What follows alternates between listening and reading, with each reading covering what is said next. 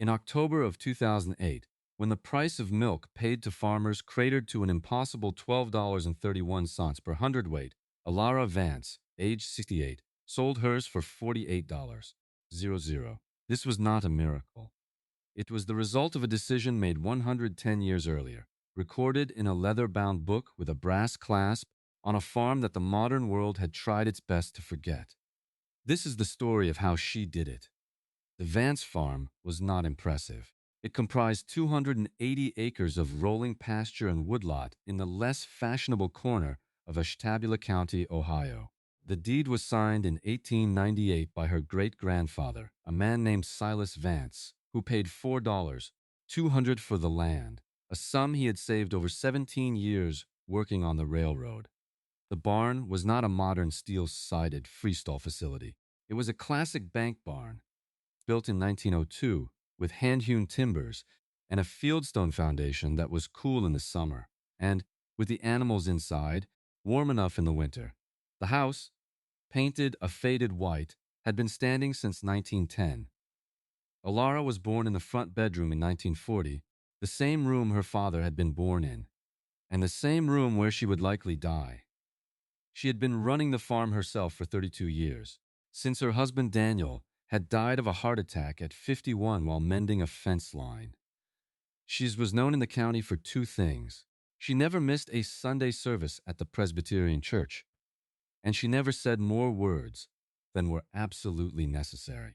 Her herd was the heart of the matter. While every other dairy farmer in a 100-mile radius had long since converted their operation to the black and white uniformity of the Holstein Friesian, Elara Vance maintained a herd of 44 milking cows that looked like a historical reenactment.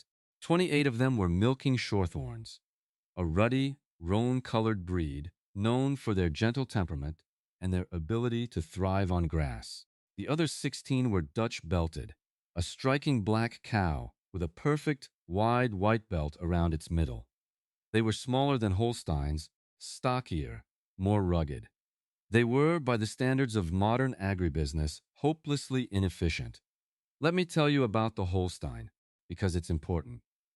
The Holstein is a miracle of modern genetic selection. A biological machine perfected for one purpose, turning high-energy feed into a staggering volume of liquid. The average Holstein in 2002, the year this story really begins, produced 23 pounds of milk in a 305-day lactation cycle. That's over 2,600 gallons. They were the undisputed champions of production, the darlings of the university extension programs and the dairy cooperatives. Their bodies were angular, all bone and udder, with a metabolic rate that ran so hot they were perpetually on the edge of collapse. They were the dairy equivalent of a Formula One race car, capable of incredible performance under perfect conditions, but fragile, high-strung, and ruinously expensive to maintain. Elara's cows were not race cars. They were farm trucks. Her milking shorthorns averaged 15,000 pounds of milk a year. Her Dutch belted, a little less, around 14,000. On paper, they were losers. They gave less milk, and in the American dairy system, volume was the only thing that mattered. The co-op paid by the hundredweight. Every 100 pounds of liquid shipped, regardless of its quality. The system was designed by and for the Holstein. It rewarded the production of white water. Elara's knowledge did not come from a university textbook or a consultant's spreadsheet. It came from a single heavy object she kept on the roll-top desk in her small farm office, the herd book. It was a leather ledger, the cover worn smooth and dark with the oils of 4 generations of hands. The first entry was dated May 12, 1898. Silas Vance, her great-grandfather, had purchased 2 milking shorthorn heifers named Rose and Daisy from a farm in upstate New York. He paid $65 for the pair. In a neat, looping script, he recorded their lineage, the date they were bred, the date they calved, the weight of the calf, and its sex. But he recorded more than that. He noted their temperament. Rose was steady and calm, while Daisy was flighty near the road. He noted their health. Daisy had a bout of scours in the wet spring of '99. Rose never had a sick day in her life. Most importantly, he noted the quality of their milk. He didn't have a laboratory, but he had a cream separator and a churn. Rose's milk, he wrote, yields a fine, yellow butter, sweet to the taste. The book was a living document, a 110-year conversation between generations. Her grandfather, Thomas, took it over in 1922. His handwriting was more cramped, more practical. He was the one who added the first Dutch belted cows in 1934, buying a bull and 3 heifers from a Pennsylvania farmer for $250. He saw their value not just in their milk, but in their grazing habits. They eat what the shorthorns leave, he wrote in a margin note in 1937. Less waste in the pasture. He recorded the brutal drought of 1936, noting which cow families maintained their milk production and which ones dried up. Elara's father, Samuel, took the book in 1955. His entries were filled with the technical language of the post-war agricultural boom. He started using artificial insemination, bringing in genetics from proven bulls in Wisconsin and Iowa. But he still made the old notes. He recorded butterfat percentages, crude protein levels. He noted which cows had the easiest births, which ones were the best mothers, which ones could still produce on a diet of nothing but hay and pasture through a hard winter. When Elara took over the book in 1976, she understood she was not just a farmer, she was a curator. She was the steward of a genetic trust, a library of traits selected over a century, not for maximum production, but for resilience, health, and quality. Her cows were bred for this farm. Their ancestors had eaten the grass from these same pastures, drunk water from the same creek, and weathered the same Ohio winters. They were adapted down to their bones to this specific place. The institutional experts called this sentimentality. Elara called it survival. In March of 2002, the institutional experts came calling. His name was Mark Renslow. He was 34 years old, had a master's degree in agricultural economics from Ohio State, and was the new dairy systems optimization consultant for the regional co-op Agri-Future Consolidated. He was confident, energetic, and he genuinely believed he was helping people. He drove a new Ford F-150, wore crisp, logoed polo shirts, and carried a laptop full of spreadsheets that he believed held the keys to prosperity. He was not a bad man. He was simply a man who believed in the elegant, irrefutable logic of numbers on a screen. He was wrong not because he was foolish, but because his knowledge was an inch deep and a mile wide. Renslow called a meeting for all co-op members at the township hall. About 50 farmers showed up, men in seed corn hats and worn denim jackets, their faces lined with the familiar worries of weather and debt. Elara sat in the back row, her hands folded in her lap. She was 62 then. Renslow stood at the front of the room with a projector screen. His presentation was titled, Unlocking Your Herd's Potential, The Path to 25K. He was a smooth, practiced speaker. He showed them charts, graphs, trend lines. He spoke of feed conversion ratios, somatic cell counts, and genetic indices. The message was simple and seductive. The future belonged to the high-yield Holstein. He put up a slide comparing a legacy herd, like Elara's, to an optimized herd. The numbers were stark. Legacy herd average, 15,000 pounds per cow. Optimized herd average, 23,000 pounds. He showed them the math. With milk at a stable $15 per hundredweight, that 8,000-pound difference was worth $1,200 per cow per year. Folks, he said, his voice resonating with sincerity, that's 120,000 of revenue for a 100-cow herd that you are leaving on the table. You can't afford to be sentimental. This is a business. He outlined the co-op's new program. They would offer low-interest loans for herd conversion. They would connect farmers with top Holstein breeders. They would provide nutritional consultants and veterinary support to manage these high-performance animals. It was a total system, a complete package designed to lift everyone into a more profitable future. The men in the room were listening. They were tired. They were carrying debt. The idea of an extra $120, 0 a year was a powerful anesthetic for the pain of giving up the herd their fathers had built. After the meeting, Renslow sought Elara out. He had her file.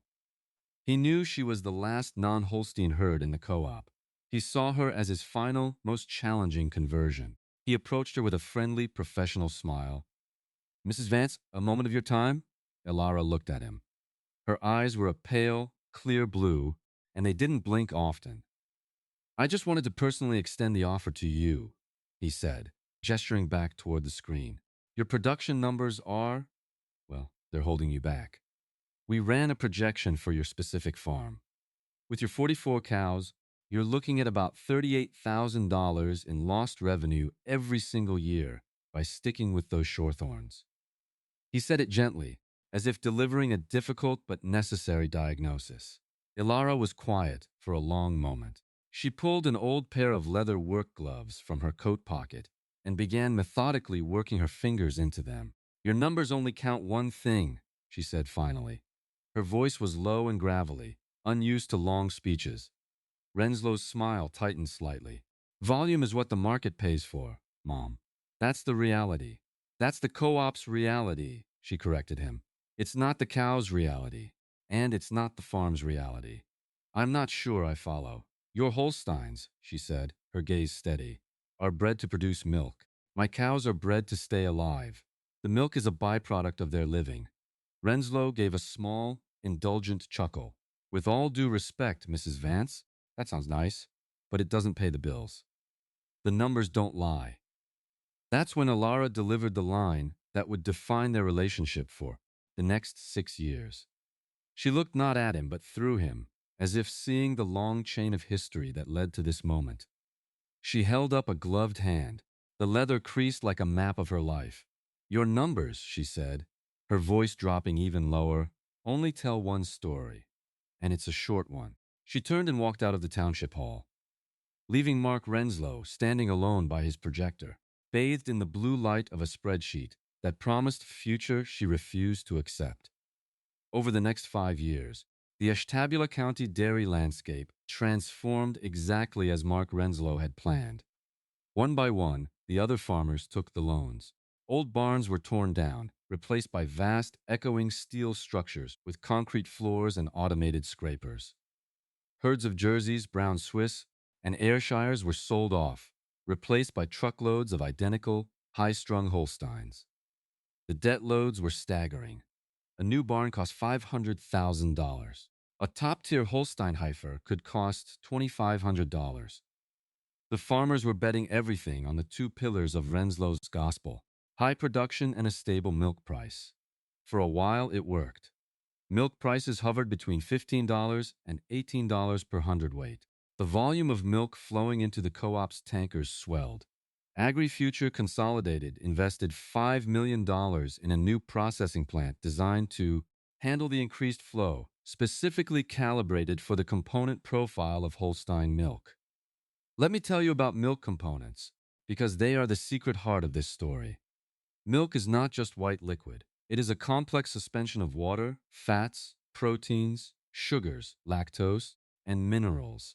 The money components are the butterfat and the protein. They're what make cheese cheesy, butter buttery, and ice cream creamy.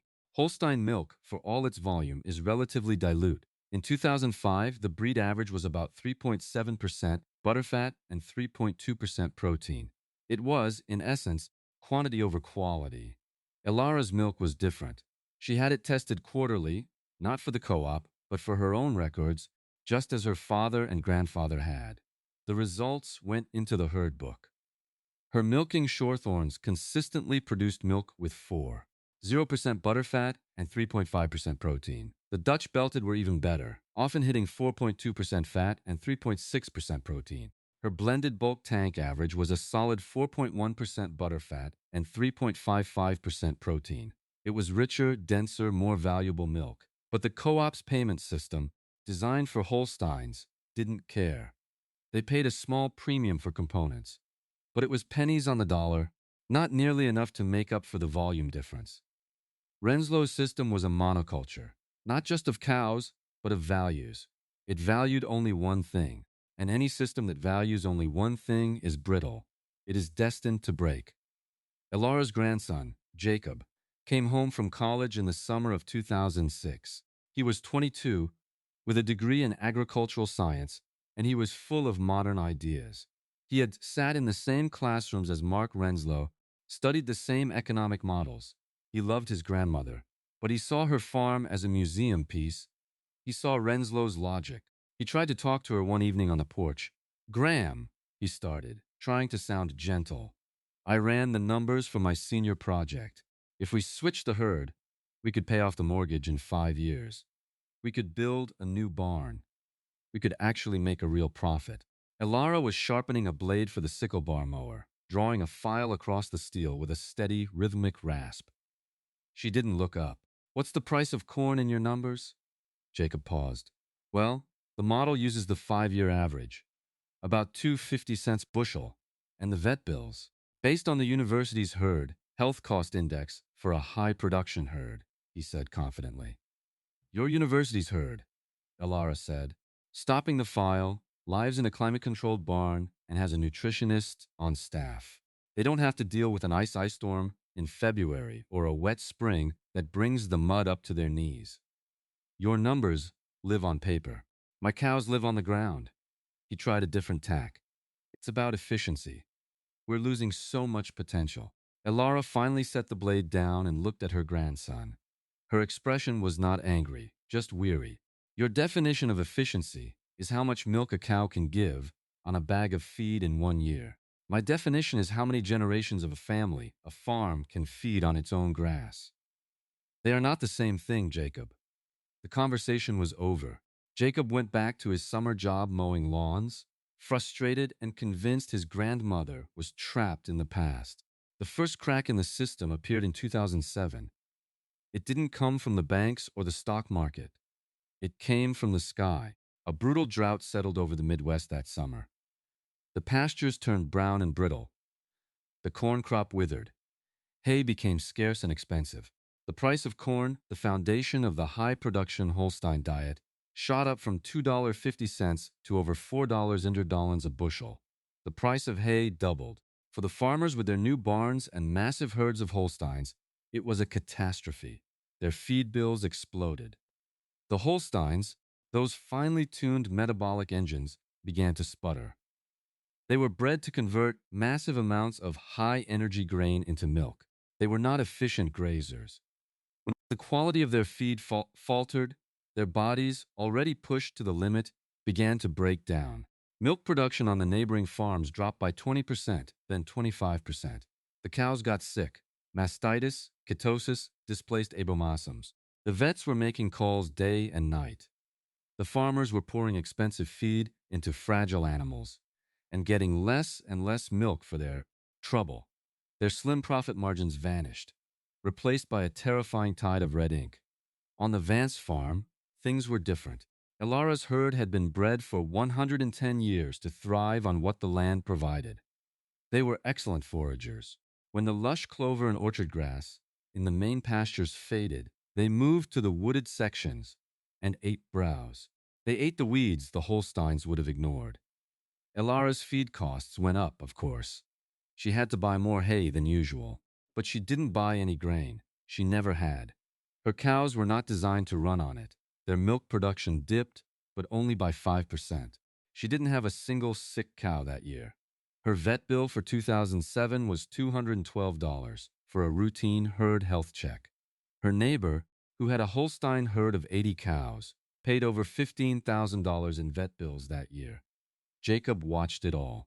He saw the feed trucks rolling into the neighbors' farms day after day. He saw the vet's truck become a permanent fixture on the road. And he saw his grandmother's cows, healthy and robust, grazing peacefully on the brown hillsides. He stopped talking about efficiency. He started spending more time in the barn, just watching. He started to read the old herd book.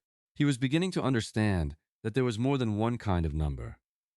The second crack, the one that broke the system completely, came in the fall of 2008. The global financial crisis hit. Credit markets froze. Demand for everything, including dairy products, plummeted. The commodity markets went into free fall. The price of milk on the Chicago Mercantile Exchange, which had been over $20 per hundredweight just months before, collapsed. Mark Renslow called another emergency meeting of the co-op in October. The mood in the township hall was funereal. The same 50 farmers were there, but they looked 2 years older. Their faces were gray with sleeplessness and fear. Renslow stood at the front of the room. He had lost weight. His confident, energetic posture was gone, replaced by a weary slump. There was no PowerPoint presentation this time. He stood at the lectern and gripped its sides, his knuckles white. "I don't know any easy way to say this," he began, his voice hoarse. "The market has collapsed. Our processors have full warehouses.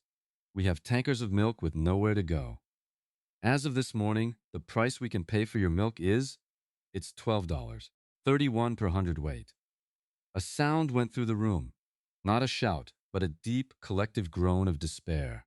Every man in that room knew his cost of production was somewhere between $16 and $18. They were going to lose at least $4 on every 100 pounds of milk they shipped. They were paying to have their cows milked. For most of them, it meant bankruptcy. It was just a matter of when. One farmer in the front row put his head in his hands and openly wept. Renslow continued, his voice barely a whisper. "We are also instituting production caps. Anything over your assigned quota, you'll have to dump it. Dumping milk. For a dairy farmer, it is the ultimate sin, the most profound symbol of failure. To take the product of your land, your animals, and your labor and pour it into a manure pit." The despair in the room thickened into a palpable, suffocating silence. And into that silence, a single sound. The scrape of a wooden chair on a wooden floor. Elara Vance was standing up. She was 68 years old, her back straight, her chin level. She held no notes. In her right hand, she held a small, clear glass bottle filled with milk from her bulk tank. It was a rich, creamy white, almost yellow. She did not look at Mark Renslow. She looked at the farmers, her neighbors, the men she had known her entire life. Her voice, when she spoke, was not loud, but it cut through the silence like a saw through oak. "I did not come here to gloat. I came here to report." She paused, letting the words settle. "2 months ago, when the prices started to fall, I took a drive. I went to see Mr. Dubois, the cheesemaker over in Windsor. His family has been making cheese for 50 years. I went to see the folks at the Snowville Creamery down in Meigs County. They make yogurt and bottle cream top milk for the stores in Cleveland." She held up the small glass bottle. "They told me the same thing. They are desperate. They cannot get enough good milk. They are drowning in a sea of Holstein milk that is too thin, too low in components to make their products properly. Their cheese yields are down. Their yogurt won't set right. The system is giving them volume, but it is starving them of quality." She walked slowly to the front of the room and placed the bottle of milk on the lectern next to Mark Renslow's trembling hands. Then she reached into her coat pocket and pulled out a single folded sheet of paper. It was a lab report. "They tested my milk. You are welcome to look at this. Butterfat, 4.2%. Protein, 3.8%. It is exactly what they need." She looked back at the crowd, her gaze sweeping across their faces. "They cannot pay me for volume. They do not want it. They will pay me for components, for solids. They will pay me for the cheese that is in the milk. Mr. Dubois is bringing his own tanker truck to my farm tomorrow morning. Snowville will come the day after. They are buying all of it.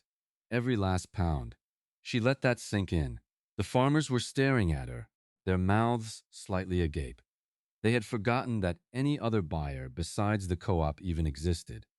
Then a farmer named Bill Peterson, a man who had a 200-cow Holstein operation and a brand new $500,000 barn, found his voice. What are they paying you, Elara?" The question was a whisper of desperation. Elara looked at him. She did not smile. This was not a moment of triumph. It was a moment of simple, brutal truth. She unfolded the lab report, though she already knew the number by heart. "They have offered me a contract price, based on the solids. It comes to $48 per hundredweight. $48. A silence fell over the room, deeper than any well on their farms. It was a silence filled with the ghosts of sold-off Jersey herds, of bulldozed bank barns, of ignored grandfatherly advice. It was the sound of a paradigm shattering.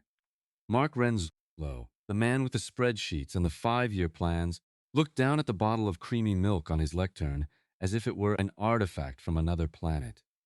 He opened his mouth, but no sound came out. He had built his entire world on a set of numbers. A 68-year-old woman with a herd of antique cows had just produced a number he couldn't comprehend. He had sold them a system built for speed, and it had crashed at the first curve.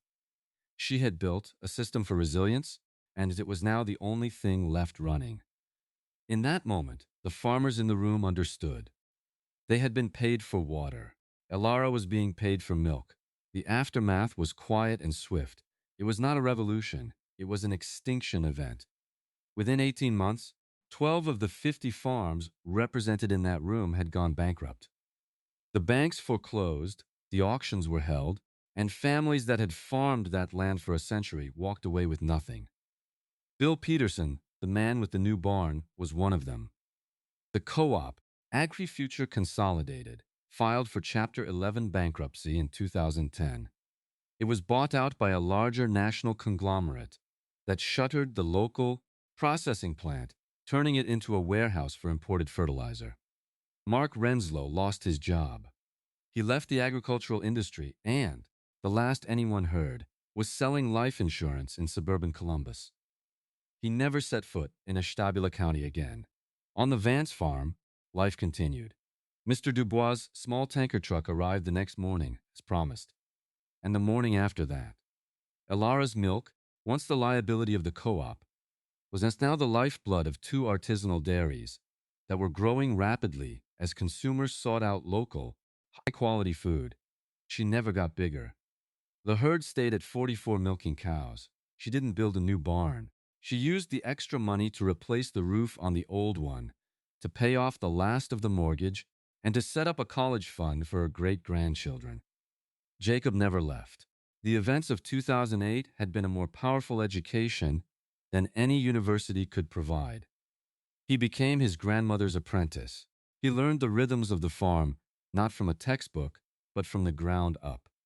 He learned to read the pasture, to know the cows by name and temperament, to understand the deep, slow logic of a system designed to last for generations. He took over the herd book, and his handwriting, clear and strong, filled the pages after Elara's. In 2015, with his grandmother's blessing, he started a small on-farm bottling plant. They began selling their own milk, rich and non-homogenized with a thick layer of cream on top, at farmers markets in Cleveland and Pittsburgh. They charged $8 in essence a gallon, and they sold out every weekend. They bought the 200 acres of the bankrupt Peterson farm next door. They didn't plow it. They tore down the massive, empty Holstein barn and planted the entire property back into permanent pasture, a mix of perennial ryegrass, white clover, and deep-rooted chicory. Elara Vance passed away in the spring of 2018 at the age of 78. She died in the same room she was born in, looking out the window at the greening pastures and the herd of roan and belted cows grazing peacefully. She left the farm, the herd, and the herd book to Jacob, free and clear of all debt. The story of Elara Vance is not about an old woman who outsmarted a young consultant. It's not a simple fable of tradition triumphing over modernity. It is a story about the nature of value. The institutional system valued a single metric. It was a simple, easily measured number that could be fed into a spreadsheet. It was efficient, scalable, and fantastically profitable until it wasn't.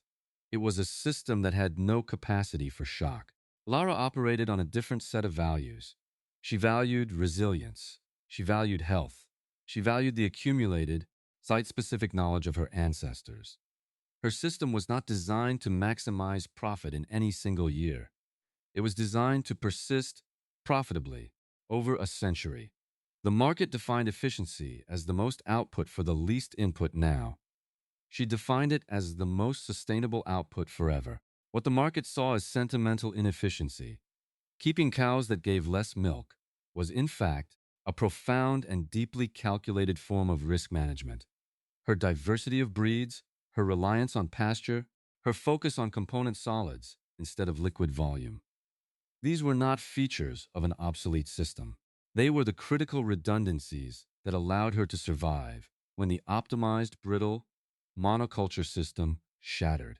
What survives in a crisis is not the strongest or the most productive. What survives is that which is most adapted. The Holstein was adapted to a stable economy and cheap corn. Elara's cows were adapted to a specific 280 acres of Ohio soil. The rigid system broke. The rooted farm endured. And that is the story that the numbers, if you look at the right ones, will always tell.